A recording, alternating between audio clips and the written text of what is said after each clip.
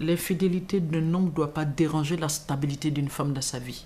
L'infidélité d'un homme ne doit pas déranger la piété d'une femme. Toi, tu ne bois pas et il préfère les femmes saoules.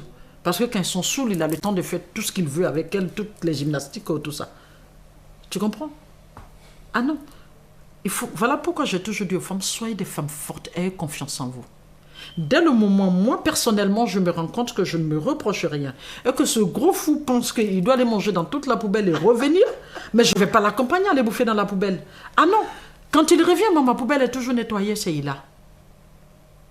Vous savez, les hommes, ils ne sont pas idiots.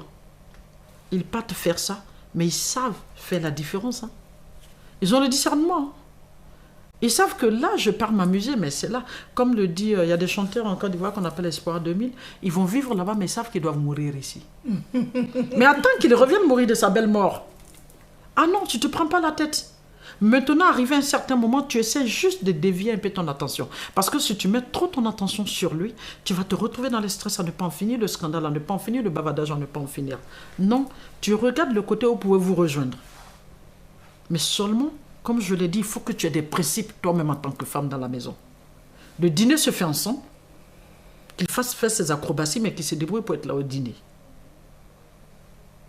Ne permets pas que ton mari découche comme il veut, quand il veut, s'il n'est pas en mission. Non, ça c'est des principes du foyer. Une femme doit avoir des principes. C'est très important.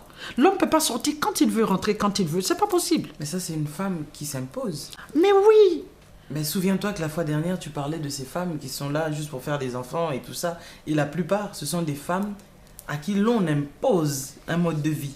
Donc, c'est pas toi qui décides de quoi que ce soit. S'il veut sortir, il sort. S'il veut découcher, il découche. Qu'est-ce que toi, tu vas dire? J'ai toujours dit que le cabri, il regarde d'abord la maison où il doit rentrer. Où il sait qu'il ne peut pas prendre un coup. J'ai toujours dit aux femmes, aimez-vous d'abord, avant de chercher à aimer quelqu'un. Il y a des femmes qui sont trop amoureuses de leur mari qu'elles ne s'aiment pas elles-mêmes. Les hommes ne restent pas dans la monotonie. Ils ne restent pas dans l'à peu près. Ils aiment les femmes viriles. Quand ils rentrent dans ce foyer, ils sentent qu'il y a une femme qui vit, qui bat en plein temps. C'est la femme sereine. S'il y a quelque chose que l'homme craint dans sa vie, c'est une femme sereine.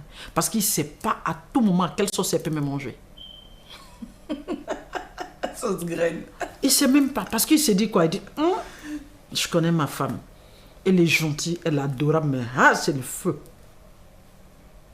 Mais attends, quand on dit le feu, c'est pas toi-même qui viendra mettre le bois chez toi et puis mettre le feu. Non. Il sait que ça, j'ai mes limites avec cette femme. En tout cas.